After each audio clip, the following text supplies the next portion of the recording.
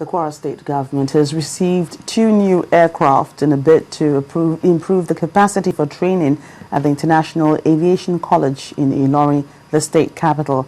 The state governor, who took delivery of the planes, also promised to build other facilities that will complement the institution's expansion.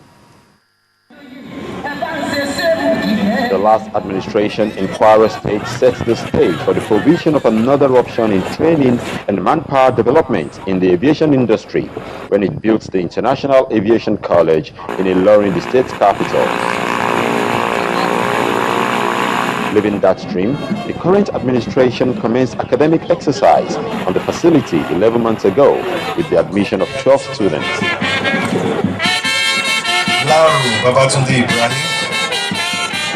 As these 12 graduates, the admission list also grew, bringing with it the need for more aircraft. Today, Governor Abdul Fattah Ahmed takes delivery of 2 new aircraft to complement the existing fleet. We'll not only be latching on to developing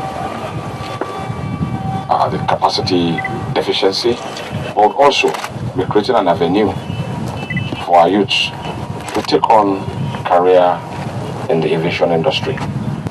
We immediately going to add up 2 additional hostels to accommodate the pressing areas of accommodation for our cadets.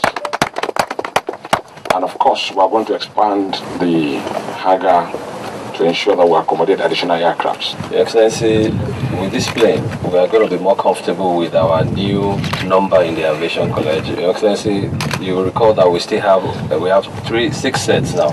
We are on SP5 now, and we are ready to recruit the 6th class, which is the SP6.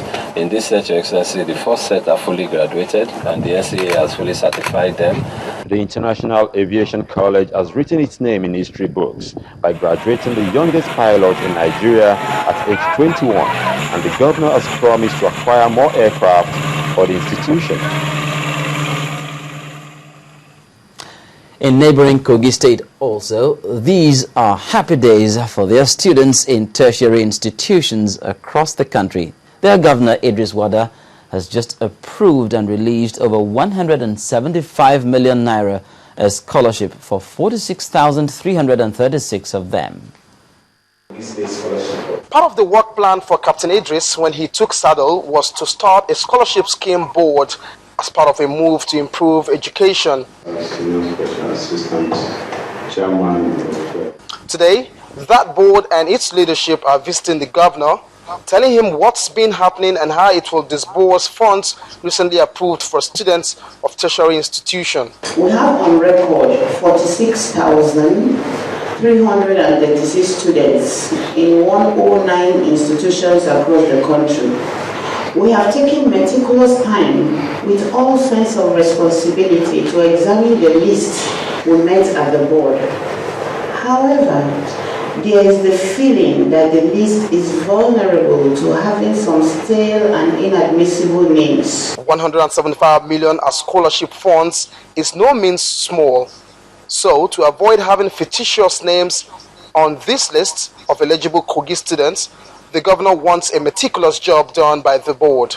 We need to be sure that whatever money we release goes to the right persons, and let the support of the state government to assist in achieving the objectives for which the board has been set up. The data we aim to get are students' admission letters, last registration in school. We want to be sure that a student has registered in the past few months in school to ensure that that student is a bona fide student. We will require their ID cards and we will take their certificate of origin. With this, the board will be equipped with the data that will feed our website, and we will also be in a position to authenticate the lists we have in-house already. Not done yet, the governor promised to take seriously the issues of bursary, plus other challenges within the board and the state. Well, tertiary institutions also deserve to have some money for their upgrade, at least. Ambrose Ali University in Edo State is set to undergo a major upgrade. Governor Adams Oshomole has approved about 500 million naira for this purpose. The governor expressed confidence in the university's new governing council and said the money should be used properly to add value to the institution. One of them is the lopsided appointment. We have so many non-academic staff, no research staff, and you do not have enough of academic staff. I've said to the previous council and to the active vice chancellor that we can't, in the absence of, even if we had all the money that we need, we are obliged to use those resources judiciously.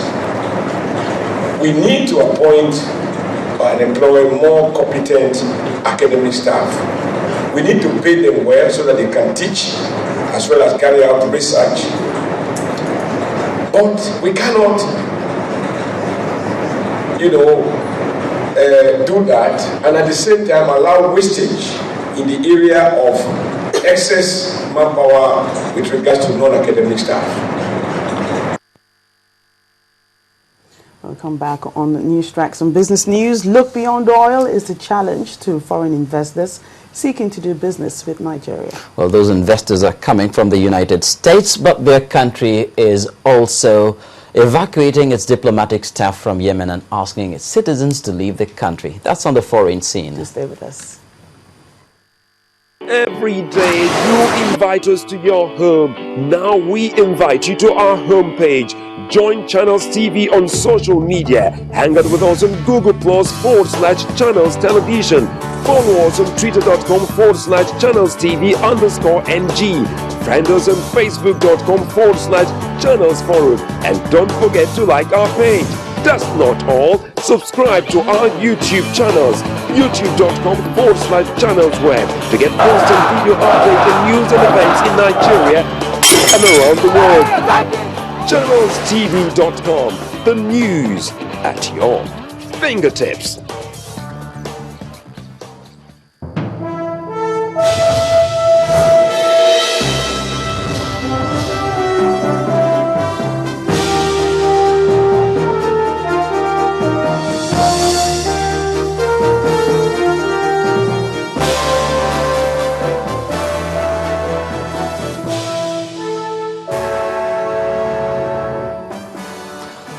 Businessmen and investors from the United States of America have been challenged to look beyond oil and gas in their business dealings with Nigeria. The Ogun State Governor, Ibikunle Amosun, says his state is ready to partner with would-be investors in other areas and has assured them of a conducive business environment. Governor Amosun played host to members of the United States Congress led by the U.S. Consul General Jeffrey Hawkins in Abeokuta, the state capital. For the Central Bank of Nigeria to achieve positive results in its move to stabilize the naira, it may need to attract more foreign investment to boost the local currency.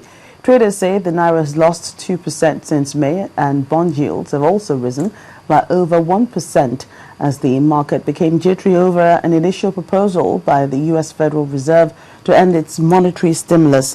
They believe the stability may be in the short run, but to hold the naira for the long run, foreign inflows must be encouraged. More company earnings have hit the market for the period ended June 30th. Computer and office equipment stock Triple G and Company recorded a 27% drop in its profit after tax from 8.42 to 6.2 million naira. In its unaudited results, the company declared a turnover of 187.2 million naira from 167.5 million for the same period in 2012. Triple G's profit before tax also dropped for the period under review from 9.9 million naira to 7.9 million naira. Meanwhile, revenue at ABC Transport grew from 3.16 billion naira to 3.22 billion for the second quarter of 2013. Its profit after tax came in lower at 59.7 million from 69.9 million in the comparable period. Now, in the comparable period, profit before tax also came in lower at 108